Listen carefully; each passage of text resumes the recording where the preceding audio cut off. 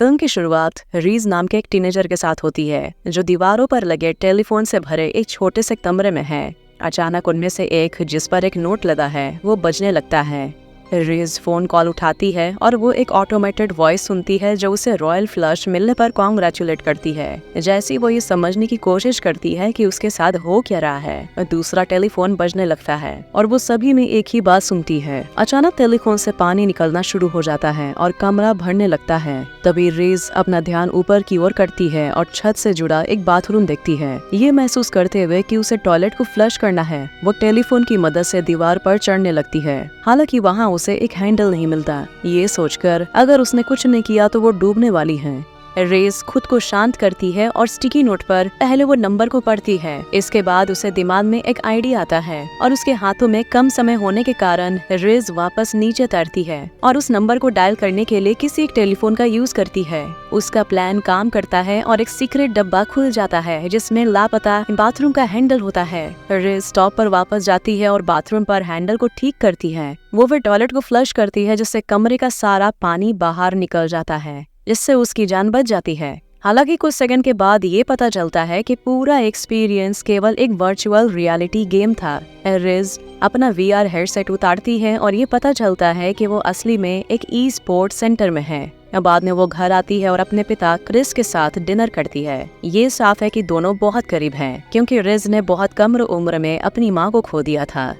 अचानक से कमरे की रोशनी टिमटिमाने लगती है और ये शॉर्ट सर्किट हो जाता है। फिर हमें पूरे शहर का अलग अलग इलेक्ट्रिक आउटपुट का हाल दिखाया जाता है जो उसी तरह से नष्ट हो जाता है। किसी कारण से बिजली से चलने वाली हर चीज खराब हो रही है।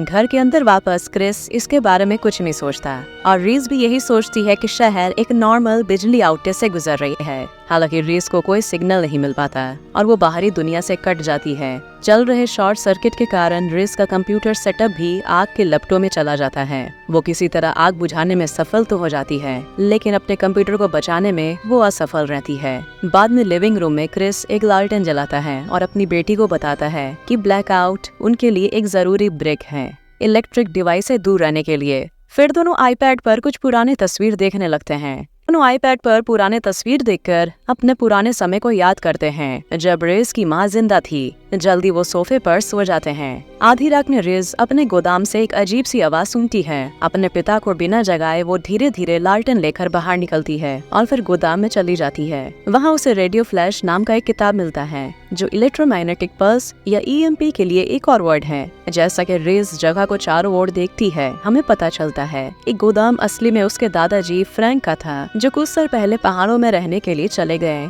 थोड़ी देर के बाद रेज टेबल पर एक पुराना रेडियो स्टेशन देखती है और फ्रैंक से कुछ जवाब पाने की उम्मीद में वो रेडियो स्टेशन को ठीक करती है। वो फिर डिवाइस चालू करती है और अपने दादाजी को कॉल करती है, जो कुछ सेकंड बाद जवाब देते हैं। ये पता चला कि फ्रैंक बिजली आउटेज के बारे में बहुत चिंतित है, जिसे वो दुनिया का सर्वनाश कहता है। उसके अनुसार यूएसए का पूरा पश्चिमी हिस्सा एक रहस्यमय आउटेज से प्रभावित हुआ है। वो अनुमान लगाता है कि इसका इलेक्ट्रोमैग्नेटिक पल्स अटैक से कुछ लेना देना हो सकता है और फ्रैंक चाहता है कि रीस और उसके डैड तुरंत अपना घर छोड़ दें और उनके साथ पहाड़ों में आ जाएं, क्योंकि यहाँ उनके पास बहुत सारे जरूरी सप्लाईज हैं। कॉल कट करने से पहले फ्रैंक रीस को एक मैप और मोबाइल रेडियो के बारे में बताता है जो उनके ट्रिप में उनकी मदद करेंगे। हालांकि रेडियो तब काम करेगा जब वो फ्रैंक से 5 मील के दायरे में होंगे। ये सबसे पता चलता है कि फ्रैंक ने इस घटना के लिए पहले ही तैयारी कर ली थी। रेज अगली सुबह अपने पिता को सिचुएशन के बारे में बताती है कि ये कितना सीरियस है।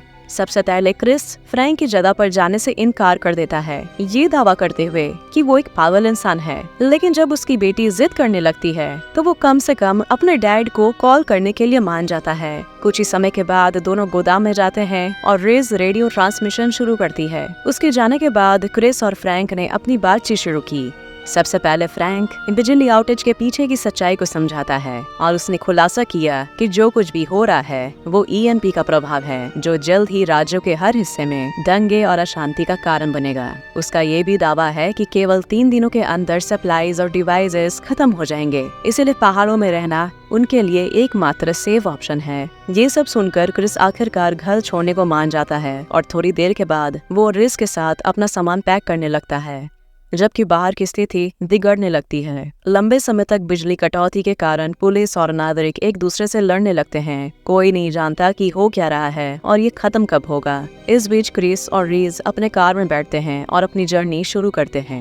अपने रास्ते में वो कुछ सप्लाईज लेने के लिए एक सुपरमार्केट में रुकते हैं। हालांकि जब वो पानी और खाने जैसे सप्लाईज के लिए लोगों के बीच झड़प और लड़ाई देखते हैं, वो तुरंत पीछे हट जाते हैं। जैसे ही वो उस जगह से निकलते हैं, हमें दिखाया जाता है कि हजारों दूसरे लोग भी शहर से बाहर निकलने की कोशिश कर रहे हैं। अगले सीन में बाप बेटी एक पुल पर रुकते हैं, जहाँ एक एक्सीडेंट की वजह से रास्ता ब्लॉक्ड है। कुछ घंटों के बाद पुल में तनाव चरम पर पहुँच जाता है और एक आदमी आपा खोकर अपनी गाड़ी भगाता है और दूसरे गाड़ी को रास्ते से हटाते हुए आगे बढ़ता है। इससे सड़क खुल जाती है, इसलिए क्रिस और रीज जल्दी से अपने गाड़ी पर वापस जाते हैं और अपनी जर्नी जारी रखते हैं। बाद में उस रात में रिज जागती है और देखती है कि वो गलत रास्ते पर जा रहे हैं। ये क्रिस को डिस्ट्रैक्ट करता है और वो पल भर के लिए अपने आंखें सड़क से हटा लेता है और पास के जंगल में उनकी गाड़ी क्रैश हो जाती है।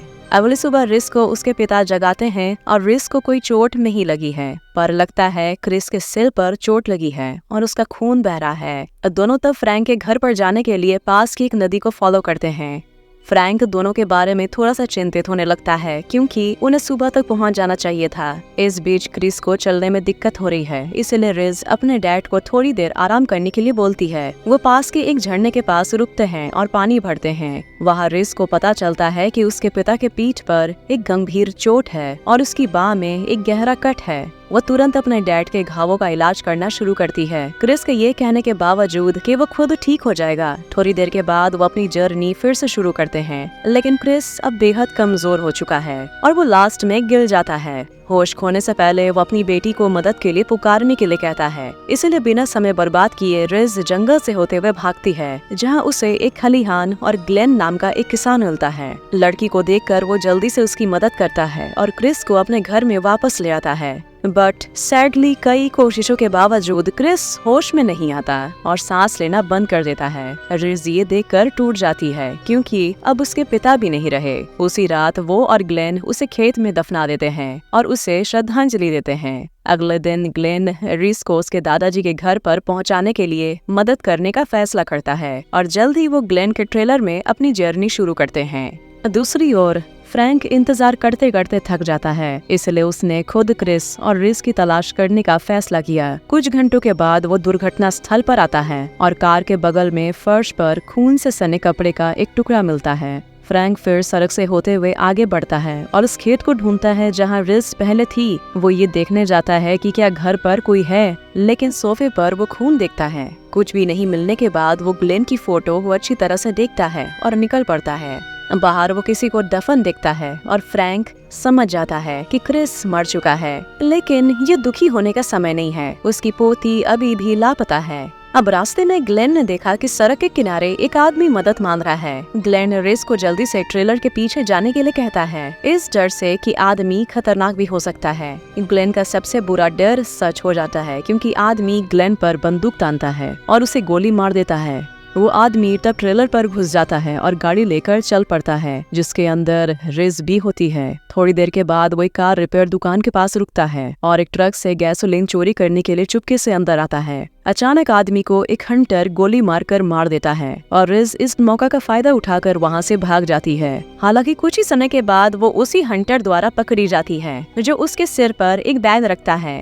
जब वो अपनी आंखें खोलती है तो उसके सामने एक अजीब सी बूढ़ी औरत होती है, जो दावा करती है कि रिज उसकी प्रॉपर्टी ने जबरदस्ती घुस आई थी। इस बीच फ्रैंक ग्लेन के डेड बॉडी को ढूंढता है और इससे वो रिज के लिए और भी ज्यादा चिंतित हो जाता है। दूसरी ओर डिनर के दौरान बूढ़ी औरत रिज को अपने परिवार से मिलवाती है। उसका बेटा बिल्ली, वही हंटर जिसने उस आदमी को मारा, और ये है क्विन, उसका शर्मीला पोता। ये पता चला कि बिल्ली हमेशा बिना किसी कारण के अपने बेटे को पीटता है और उसका इंसल्ट करता है। इसके बाद रिज घटनाओं के बारे में उसे बताती है कि वो यहाँ कैसे पहुँची। वो ये भी कहती है कि वो अब यहाँ नहीं रह सकती और जितनी जल्दी हो सके उसे अपने दादाजी के पास पहुँचना होगा, लेकिन बूढ़ी औरत उसे जाने नहीं देती। इसके बजाय बजाय वो उसे रात के लिए एटिक में रहने के लिए मजबूर करती है। कोई ऑप्शन नहीं होने के कारण रिज एटिक की ओर जाती है, लेकिन उसका रात बिताने का कोई इरादा नहीं है। बचने की कोशिश में वो मेन डोर के पास जाती है जब सभी सो रहे होते हैं। वहाँ फिर ताला खोलती है, लेकिन बूढ़ी औरत ये सुनती है और तुरंत बिल्ली को उसके पीछे भेज देती है।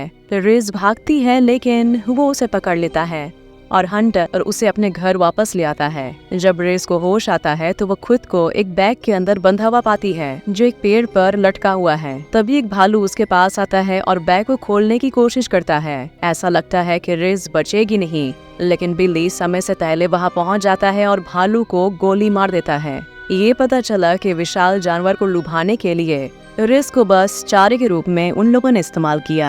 उसे एक छोटे से स्टोर रूम में ले जाया जाता है जहां बिल्ली उसे कुछ दिन के लिए बंद कर देता है, लेकिन एक दिन वो उसे बाहर निकालता है और बूढ़ी औरत उसे यहाँ रहने और उसके बेटे से शादी करने के लिए कहती है। हालांकि रिज ने जवाब दिया कि वो उस पागल के साथ रहने के बजाय स्टोर रूम के अंदर ही रह लेगी। उसकी इच्छा पूरी हो जाती है क्योंकि गुस्से में वो बूढ़ी औरत रिज को वापस से स्टोर रूम में फेंकवा देती है। इस बीच उसके दोनों हाथ और पैर बंधे हुए हैं। बचने के लिए बेताब रिज अपने हाथों की रस्सी को काटने में कामयाब हो जाती है और खुद को पूरी तरह से खोल लेती है। हालांकि वो भागने का प्लान नहीं बना पा रही। तभी उसने क्वीन को उसकी ओर झांकते हुए नोटिस किया और वो क्वीन के कमजोरी का फायदा उठाने लगती है। वो मदद के लिए मान जाता है क्योंकि अपनी दादी और अपने पिता दोनों से लगातार अत्याचार से वो तंग आ चुका है। वो स्टोर रूम से बाहर निकलते हैं और रात भर दौड़ते हैं। अगली सुबह बिली को पता चलता है कि दोनों भाग चुके हैं और तुरंत वो उसकी खोज शुरू करता है। वो उनके कदमों और टूटी हुई टहनियों को फॉलो करता है। दूसरी ओर क्वीन और रिज जामुन खाते हैं और कुछ देर बाद वो एक चट्टान पर पहुंचते हैं जहां से क्वीन लगभग गिरकर मर ही जाता है, लेकिन रिज उसे बचा लेती है।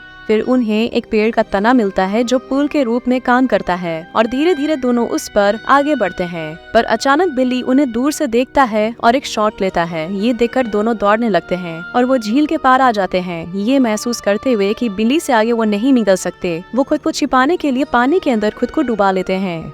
हंटर के वहाँ से जाने के बाद रिज और क्वीन झील से बाहर निकलते हैं और उल्टी दिशा में भाग जाते हैं, लेकिन हंटर अपने पीठ के पीछे से ये नोटिस कर लेता है और फिर से पीछा करता है। आखिरकार वो उन्हें पकड़ लेता है, लेकिन क्वीन उसे लड़ता है जबकि रिज एक चट्टान के पीछे छिप जाती है। दोनों के बीच लड़ाई के दौरान बिल्ली की बंदूक रिज के सामने गिर जाती है, लेकिन वो इसका इस्तेमाल करने से हिचकिचाती है। हालांकि जब उसे पता चलता है कि अगर उसने कुछ नहीं किया तो हंटर अपने बेटे क्वीन को पीट कर मार डालेगा। इसलिए रिज बंदूक उठाती है और बिल्ली के लिए निशाना लगाती है और उसे मार देती है। पर असली में ये पता चला कि गोली चलाने वाला असली में रिज के दादाजी थे, जो गोलियों की आवाज सुनकर वहां पहुंच गए। राहत महसूस करते हुए रिज अपने दादाजी को कसकर गले लगाती है। कुछ समय के बाद फ्यूचर में क्वीन और रिज दोनों फ्रैंक के साथ रहते हैं, एक परिवार की तरह। EMP के प्रभावों से दुनिया की हालत अभी भी वैसी ही है, लेकिन यहाँ पहाड़ों में जिंदा रहने के लिए हर चीज मौजूद है। क्वीन रिज का लैपटॉप खोलता है और उसके दोस्तों का कई मैसेजेस को नोटिस करता है।